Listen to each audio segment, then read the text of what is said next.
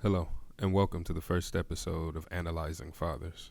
The purpose of this series is to break down a father from pop culture, literature, and other forms of media, and to see what lessons that we can learn as fathers ourselves. Today, in this first episode, we'll be discussing the parenting of Cotton Hill from the show King of the Hill. Anyone who has spent any time watching King of the Hill knows who Cotton Hill is. A decorated war hero, patriotic, violent, intolerant, misogynistic, and often self-centered and rude. A man capable of love, yet selective of whom is worthy. Father of 3 boys by 3 different women. A man whose past and his choices affected everyone around him until the day he died. A commanding presence, willing to take the lead whenever required, except when it came to connecting with his son Hank. Cotton Hill was a man who dug his own grave and proudly laid in it for better or worse, at the expense of his loved ones. Colonel Cotton Lyndall Hill was born December 7, 1927. He was a World War II veteran who, quote, had his shins blown off by a Japan man's machine gun in combat. Later, he would have his feet attached to his knees.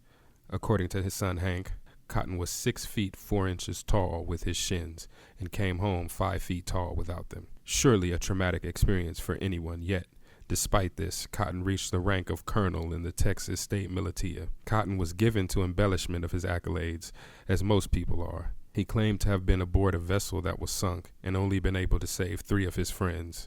He then took 50 bullets in his back from a Japanese fighter plane, survived a shark attack by sacrificing his friend, made it to an island where he fell into a trap and had his shins blown off before beating the enemies to death with a piece of his dead friend's body. Regardless of the validity of such claims and others made by Cotton, he was shown to have received a Medal of Honor, Purple Heart, Silver Star, and American Campaign Medal. He was also a POW during an unknown period by the Japanese. Cotton claims to have learned to stop his heart while being a POW to get his captors to stop torturing him for a while. The validity is questionable, but Cotton did display the technique in the episode Death Picks Cotton. Ultimately, it's left up to the viewers and those he tells the story to if they want to believe his claims or not. Cotton spent some time in Japan where he underwent the procedure of having his feet attached to his knees. It was there that he began a relationship with Michiko, who would go on to birth his first son, Junichiro, though he wouldn't learn of the child's existence until he was in his 70s. Cotton would later be sent back to America and there meet his wife Tilly, who would go on to birth his second son, Hank. It was well noted that their marriage was hard, and the two would divorce, likely due to Cotton being Cotton. Cotton would then go on to meet his second wife, Dee Dee, whom he seemed to fall for because she had a shapely backside. Dee Dee would birth Cotton's third son, despite him being quite sexist and demanding to her. Cotton would remain with Dee Dee until his death from numerous complications, most self-caused. Despite having 3 sons, Cotton would only be involved in the rearing of his middle child, Hank Hill. This is the relationship we will be analyzing in this episode. We were never shown a time that Cotton did not have a somewhat strained relationship with his son. In flashbacks, as well as current time, Cotton rarely held his tongue whenever he felt Hank was underperforming or failing to meet his expectations. Cotton would refer to Hank as a sissy or a quitter, verbally berating him and putting him down at seemingly every opportunity he got. Cotton's lack of concern for Hank or his family, his unannounced visits, and doing as he saw fit was a noticeable torment to Hank throughout the series. What I found interesting was that despite his years of verbal, mental, and sometimes physical abuse of Hank, Cotton was shown to recognize that he could turn to Hank for help when he needed it, even going as far as calling Hank "my boy" when he was in need, a clear sign of emotional manipulation, as Cotton knew that Hank held some level of love and high level of respect for his father. Cotton also displayed some level of love, or should I say care, for Hank at times, even helping him out, although usually it was done in secret. At one point, Cotton used his knowledge to manipulate Hank into unwittingly becoming the patsy for Cotton and his aged war buddy's second attempt at killing Fidel Castro. The first attempt being at a baseball game in New York while Tilly was pregnant, causing Hank to be born in a bathroom at Yankee Stadium, a secret Cotton and Tilly kept for years. Another interesting point I took note of was the fact that Cotton recognized he was mostly a burden on his son, and he knew he constantly mistreated his son. Cotton was shown in one episode to desire a better relationship with Hank, becoming depressed and enraged when Hank told Buck Strickland that he loved him instead of himself. Cotton also became murderously insane after Hank told Cotton he hated him, despite Cotton doing seemingly everything in his power for Hank to hate him. Only through the intervention of Jimmy Carter were the two able to reconcile. While his relationship with Hank was tenuous at best, Cotton seemed to hold nothing but love for his grandson Bobby Hill. Bobby was more outgoing than Hank, and perhaps that was a reason for this. If so, I find that to be funny, as Hank's nature was likely caused by the lack of love and affection shown to him by Cotton. Perhaps Cotton was attempting to make up for what he'd done to Hank by going above and beyond for his grandson Bobby. Cotton often showed proud support for Bobby and once said to Hank, "You made Bobby, I only made you."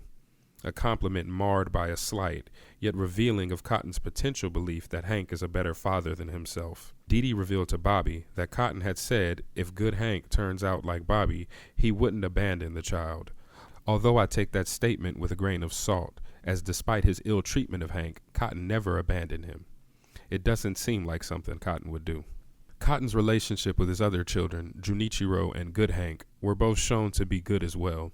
Although he only saw Junichiro in one episode, Cotton looked visibly proud when he learned of the man's existence and grew enraged after Junichiro spurned his attempts to get to know him and denounced the Hill name. However, the two reconciled and departed on good terms when Cotton left Japan. With Good Hank, we see Cotton being a loving father. It could be because the boy was only an infant and had yet to disappoint Cotton, but this is just conjecture on my part. Despite this, Cotton naming his third son Good Hank was the ultimate slight to his son Hank, proclaiming that Hank was not good in his eyes without having to say it, although he did say similar things many times to Hank before. So why did Cotton seemingly have it out for Hank?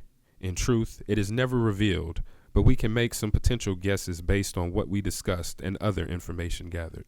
Cotton clearly suffered from PTSD, ranging from mild to severe. FHErehab.com states, quote, PTSD can leave a parent unable to respond to a child's needs or cause them to react in frightening ways, such as being verbally or physically aggressive, end quote. Things we know Cotton was towards Hank growing up. Another potential reason could be resentment of Hank and his mother. Cotton stating that he had developed strong feelings for Michiko in Japan before suddenly being sent back to America. Once home, life kept him from returning to Japan, and he eventually settled for Tilly, Hank's mother. Perhaps underlying resentment of being forced to settle and care for Hank and Tilly caused Cotton to be so short and aggressive towards them. This is somewhat supported by Cotton's slightly better treatment of Dee Dee and GH, Good Hank. Perhaps after having time to move on and cope with the loss of Michiko, Cotton was better able to show some love and affection to his second wife. It should be noted that could also be due to Dee Dee retaining her shapely rear end, as Cotton once said he left Tilly after she lost hers. Cotton Hill knew he was a terrible father. He seemed to hate himself for growing old and disabled. Despite this, he sought no forgiveness from Hank, nor others he abused, even on his deathbed. Cotton Hill let his horrible decisions and nature continuously ruin his chances at a normal relationship with his son that clearly admired him and even feared him. A final potential reason for his mistreatment of Hank could be Cotton blaming Hank and his mother for the failure of killing Fidel Castro. Although Cotton attempted to use Tilly as a way to get close, it was shown that he had some difficulty getting close enough due to Tilly's pregnancy, and after Hank was born, caring for his family kept Cotton from potentially pursuing Castro into Cuba until he was in his 70s. Whatever his reasons, we can learn a lot from Cotton as current fathers. Firstly, that our past traumas must be dealt with so that we do not take out our inner anguish on our children and damage them in the way Cotton did Hank. Therapy, medication, and acceptance could have gone a long way in helping Cotton get past his PTSD and the loss of Michiko. Secondly, that we should not project our turmoil onto our children. They are likely not responsible for our pain and therefore should not have to deal with such things. And even if the child is the cause of the pain, the child did not ask to be born, and instead of torturing that innocent little human with abuses, you should separate yourself, heal, and return. Thirdly, positive communication between a father and a child is key as well. We are human, we make mistakes, and that is all right. What isn't all right is knowing that you've done something wrong to your child, knowing you've hurt them or mistreated them, and never apologizing. Never explaining why, never asking for forgiveness from them to give them the closure they need to move forward as better humans.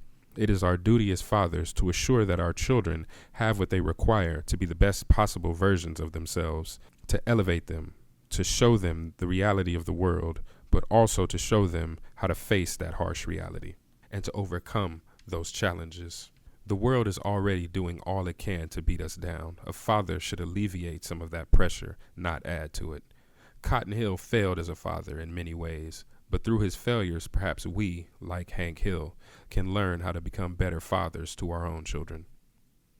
Thank you for watching this first episode of Analyzing Fathers. Please like and subscribe for more uplifting fatherhood content and to be notified of future episode releases. The next episode will be staying with the Hill family and be analyzing none other than Hank Hill himself.